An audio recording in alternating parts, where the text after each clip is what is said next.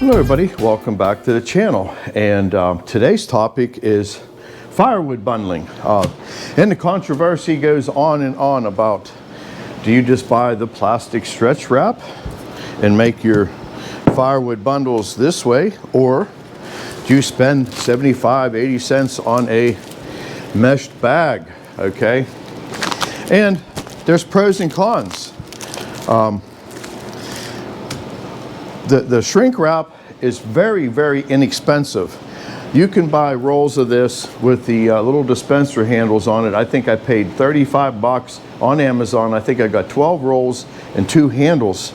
And this would do literally probably hundreds, if not thousands of bundles, okay? So money-wise, the shrink wrap, that's your ticket. But when you get into the bags, what's nice about it, they're bright red.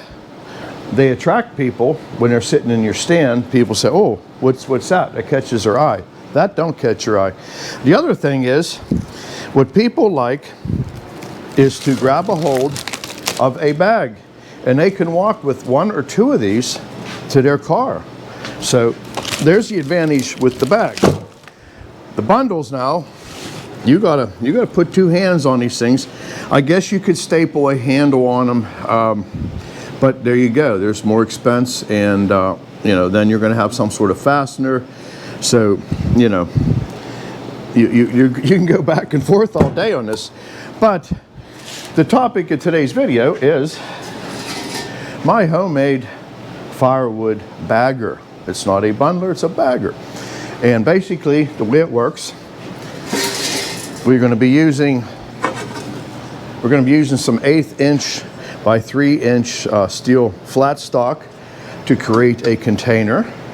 And then we're going to use metal signpost.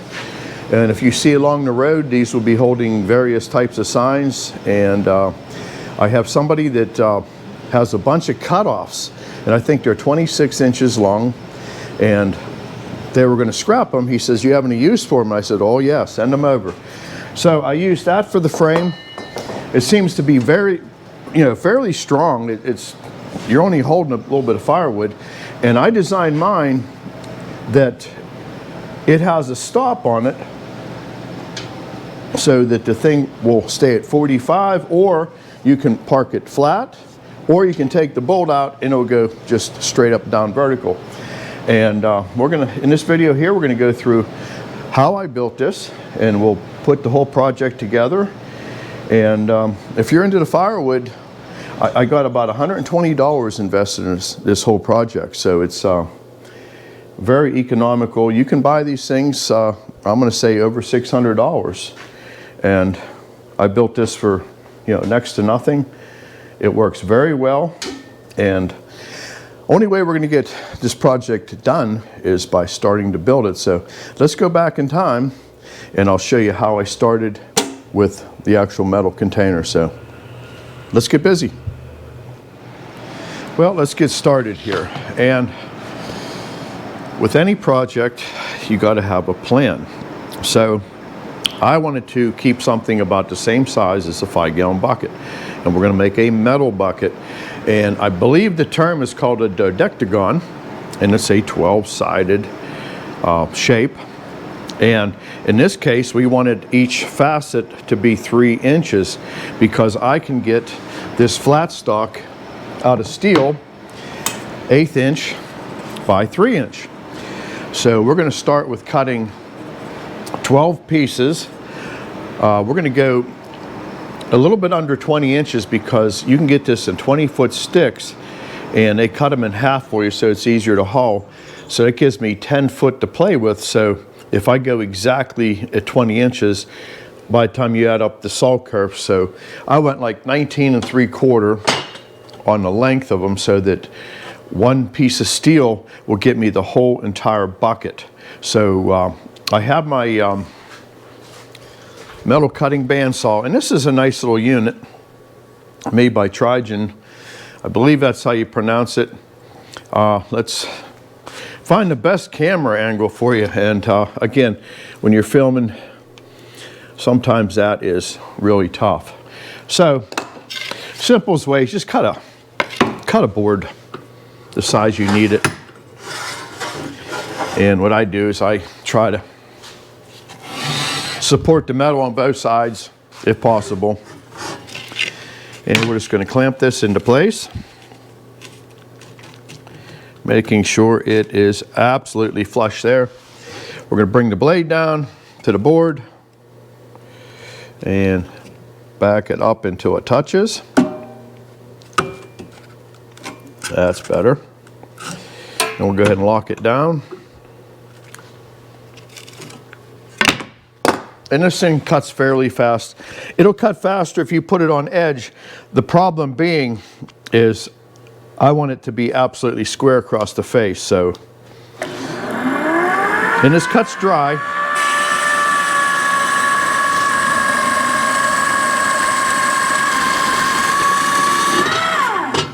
All right, let's get all the pieces cut, and then we'll get these cleaned up on the sander, and we'll start to shape the thing into a dodecagon. We need to build a form to wrap this metal around. So I got the metal duct taped together, top and bottom, and I got myself some pine, and I cut a 15-degree angle on both sides, which will create a 30-degree corner.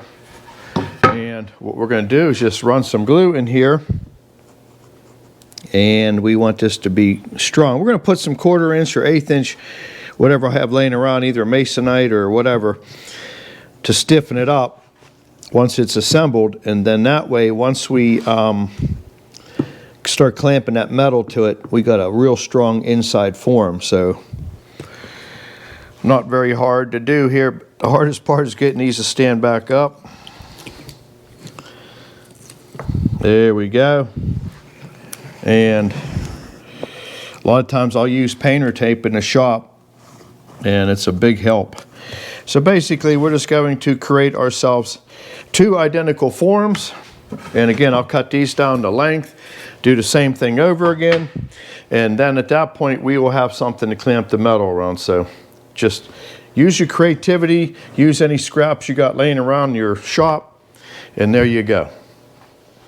Well, it's been about an hour since I talked to you last, and with a little bit of hunky ingenuity, a lot of spring clamps and a band clamp, I got this thing mocked up, and it's not going to be a bad looking little bucket made out of metal. And my next step is I'm going to just take this downstairs to my little welding shop. I'll probably put 4 stitch welds in here, and that way it don't need to be solid welded, but that way it will take out any of the deflection, because these things here, some were bowed in, some were bowed out, and I'm not really that worried about it. We're just putting wood in here to put a bag over top of it. And the reason I went close to 20 inches, that gives me the option to put 16 to 18.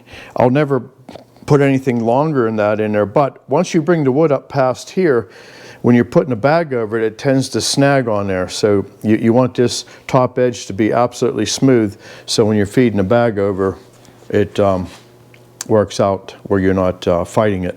So let's go down and put some tacks on this thing, and then we're going to create a bottom for it, and we can call the bucket just about done.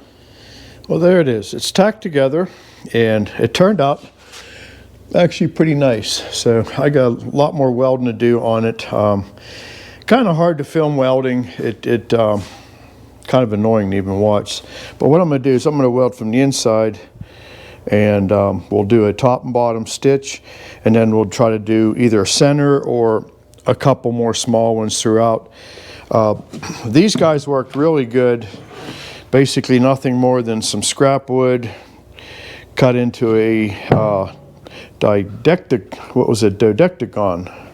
and it's a 12-sided figure, and it took a little bit of driving to get them out, so I had to get a piece of conduit and drive them back out. So once you tack weld something, it actually draws up tighter.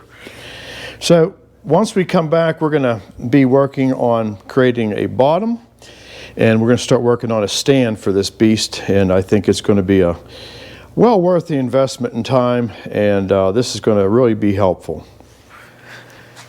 Okay, it's been a couple hours since I talked to you last, and I spent some time to make a base plate for our metal bucket that's going to receive the firewood.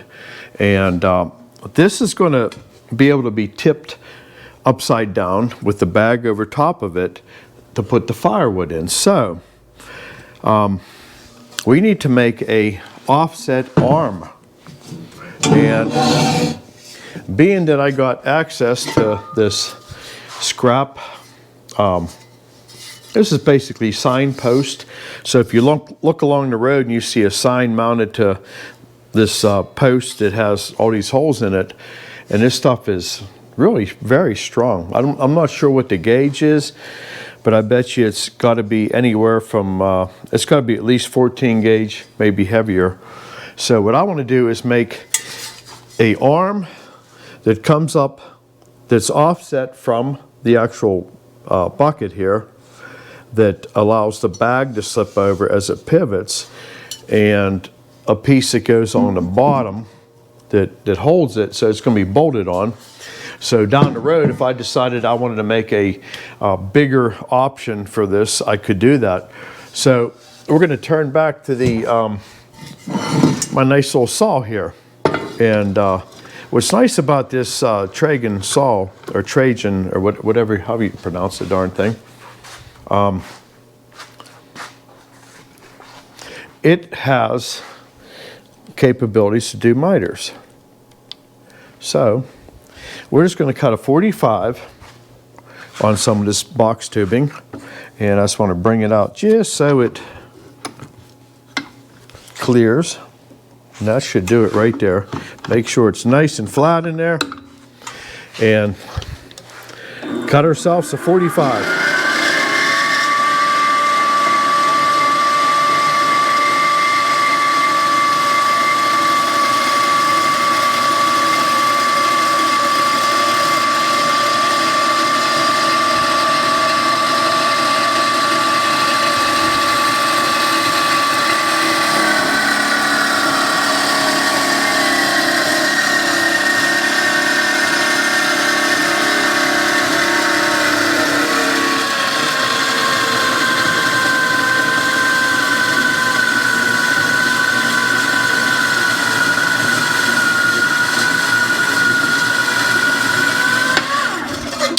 And there you have it. So we're going to cut another 45 on another piece and cut it down to length, and we're going to have a mounting arm here made up in a couple minutes.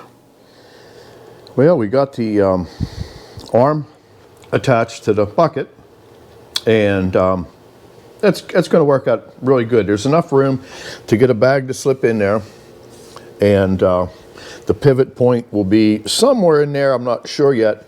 Now let's turn our attention. We got to make a stand.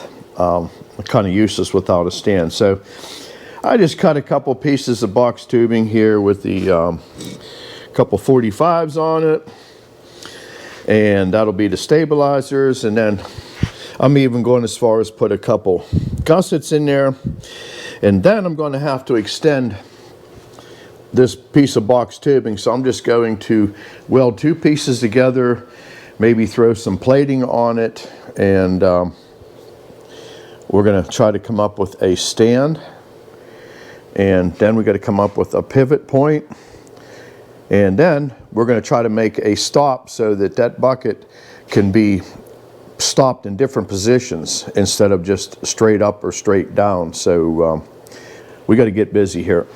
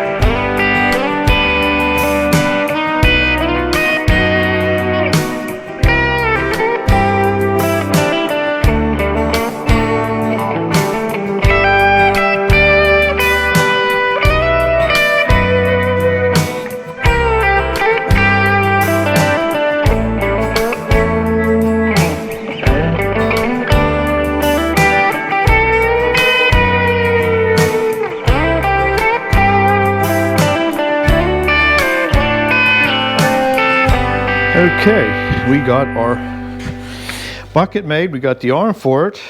The stand turned out really good as far as I'm concerned. This is just all stuff I had laying around. So I got a 1/2 inch stainless steel bolt. I put a couple washers to pad it out a little bit. And we'll get it up on the stand.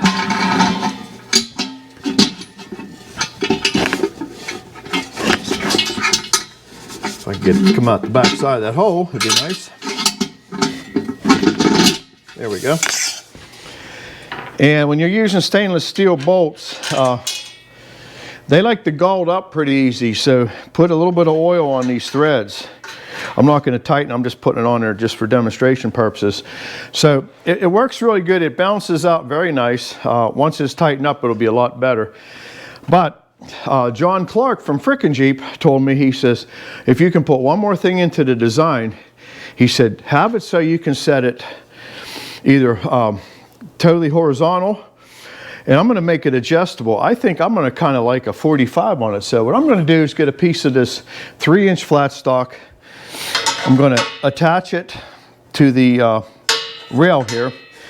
Then I'm going to put a stop bolt. So every time that this thing comes back after dumping, it's going to hit that and it's going to stop. So if you want to set it 45, or you move the bolt up, if you want to set it 90, you can stop it there.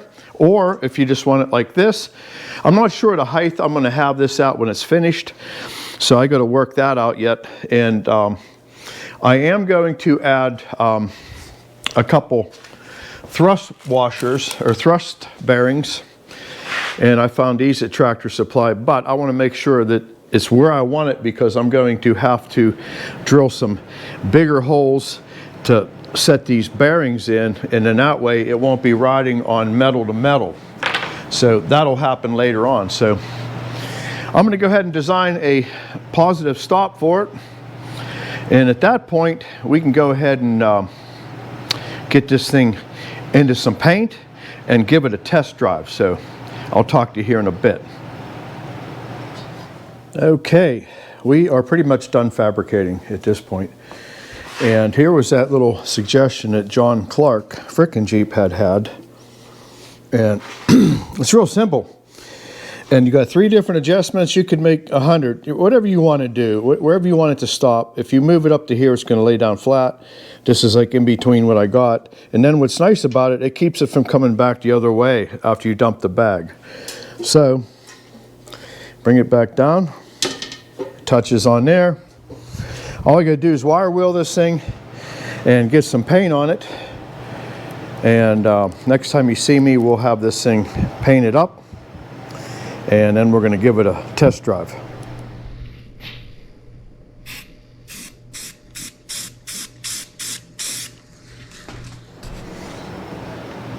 Well, there it is. All of our hard work and effort, I believe, paid off. We're gonna just give it a little test drive here, and I just got random size wood, and someone had left a comment in the little short video I did that you can't have bark on your firewood. Well, the inconvenient part of that is trees grow with bark on them. I'm not going to debark firewood logs, so I think we got enough. We're going to do, I always add a piece or so after I'm done bagging it, so you can get close as you can in there. And then we're going to slip the bag over it. And someone else said it's just as easy just to shove the wood in the bag and save so much time. I don't know if you've ever tried to put a piece of wood in the bag, but it just snags, and it's very frustrating. So here we go, the moment of truth, and I just grab a hold of the sides of the bag and it comes out real nice. And like again, just throw an extra piece or so in the bag, and you'll see how much fun that is to get in, because it likes to snag like that. But anyhow, just put it in the bag, grab a hold of the drawstrings here, And there you go. Maybe put a little knot in it. And there you go. A nice honest bag of firewood. And this has been a lot of fun to build. And if you like the video, do me a favor, please give it a thumbs up. It greatly helps the channel. And if you want to see more crazy projects like this, I have a few in mind yet, and we'll keep moving along on them. So thanks again, and I'll catch you on the next one. We're going to probably be sawing more pine, and we'll see you then. All right, bye-bye.